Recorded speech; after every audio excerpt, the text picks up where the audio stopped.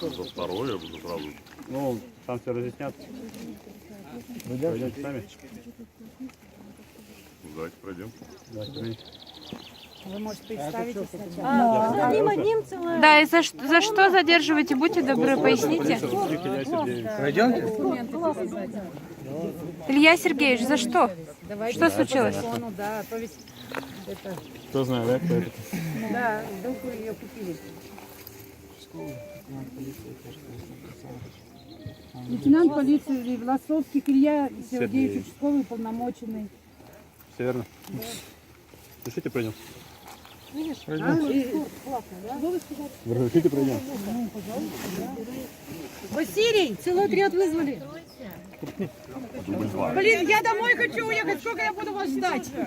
А что случилось-то, опять я не поняла? Станьте реке, станьте реке. Чего? Они пришли.